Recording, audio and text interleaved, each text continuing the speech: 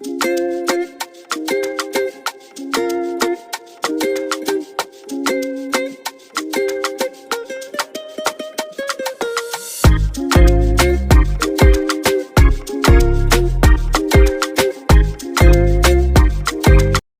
et bienvenue à toutes et à tous donc pour cette nouvelle vidéo concernant donc le roman de Lorraine Fouché, donc le deuxième roman que je lis de cette autrice. Donc ce livre se nomme Poste restante à Locmaria, donc c'est encore un livre qui se déroule en Bretagne. On suit les péripéties de Chiara, donc qui vient d'Italie. Je vous lis le résumé. Élevée dans le culte d'un père mort avant sa naissance, Chiara découvre à l'âge de 25 ans qu'elle est peut-être la fille d'un marin breton. Sous le choc de cette révélation, elle embarque pour l'île de Groix et fait la connaissance de Gabin, prête-plume d'écrivain célèbre qui devient son compagnon de fortune. Mais ce séduisant jeune homme, arrivé comme elle de la Grande Terre, est-il vraiment celui qu'il prétend être? Et Chiara reviendra-t-elle indemne de son enquête insulaire? Lorraine Fouché donc signe un roman breton où la tendresse n'est pas poste-restante, où le bateau du courrier est porteur de bien des surprises, où les boîtes aux lettres recèlent des secrets inattendus. Donc j'ai bien aimé ce livre, en tout cas mieux que le précédent. J'ai bien compris en fait sa façon d'écrire.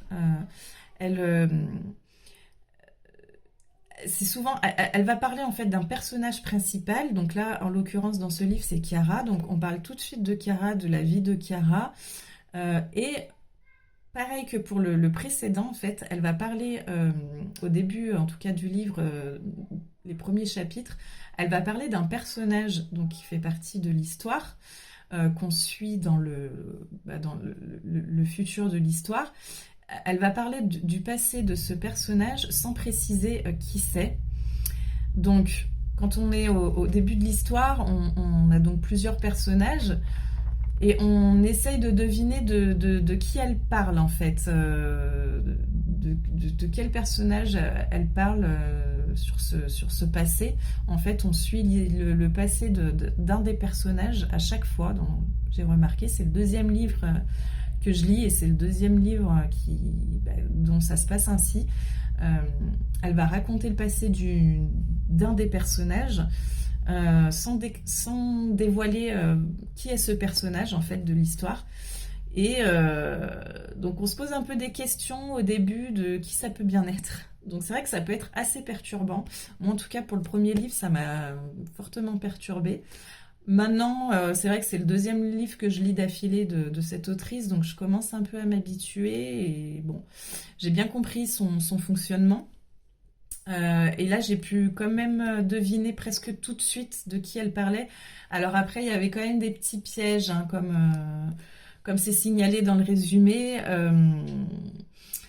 Est-il vraiment celui qu'il prétend être quand elle parle de Gabin? Donc, il y a des petits pièges au début de l'histoire. On n'utilise pas forcément le prénom de Gabin, en fait.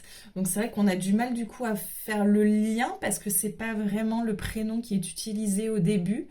En tout cas, pour raconter le passé de ce personnage. Donc c'est vrai ça met beaucoup de doutes. Voilà, ça met beaucoup de doutes sur le futur de l'histoire. Là, cette histoire était pas mal. Donc, on suit, donc, comme précisé dans le résumé, l'histoire de Chiara, en fait, dont son père est mort avant sa naissance.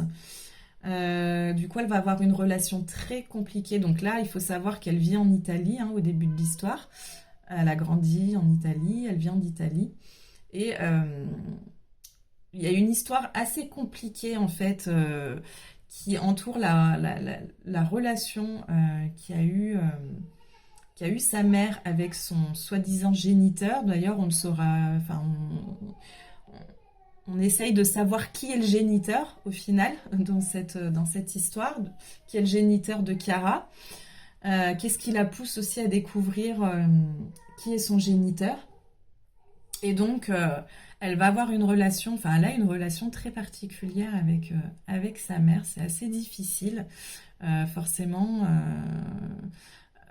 son père est mort avant sa naissance, donc le mari de sa mère est mort avant sa naissance. Donc c'est vrai que la maman a dû élever Chiara sans père,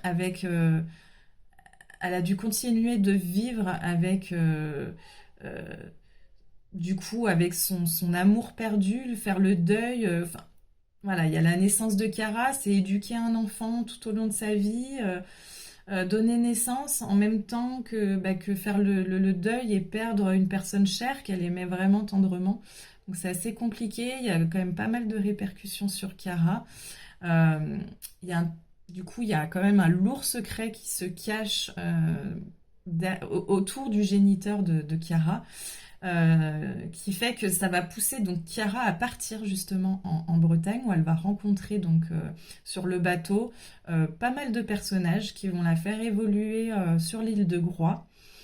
Et elle va mener pas mal de petites aventures, elle va rencontrer pas mal de personnages qui vont la faire avancer, la faire mûrir, euh, lui faire prendre conscience de pas mal de choses euh, et qui vont l'aider en fait aussi dans son parcours de recherche concernant son géniteur. Il y a une belle fin à la fin, justement. Il y a un beau dénouement, donc j'en dirai pas plus, hein. Mais voilà, c'était un livre assez simple à lire. Et même si j'ai l'impression, même si les romans de Lorraine Fouché restent assez, elle met une part de mystère avec des personnages dont on revient dans le passé, dont on ne sait pas qui ils sont réellement. On les découvre en fait. On découvre le fameux personnage au fil de l'histoire, donc elle met un petit peu de suspense, je trouve, dans la lecture aussi. Voilà, bah écoutez, c'était mon ressenti pour ce livre.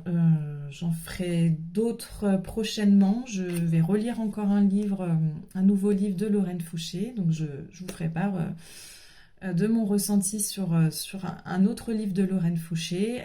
Et puis je vous dirai du coup si ça continue sur cette optique de chapitre où on parle du passé d'un personnage pour découvrir qui il est au fil des pages. Voilà, donc je vous souhaite de bonnes lectures, de bonnes vacances d'été, puis je vous dis à bientôt.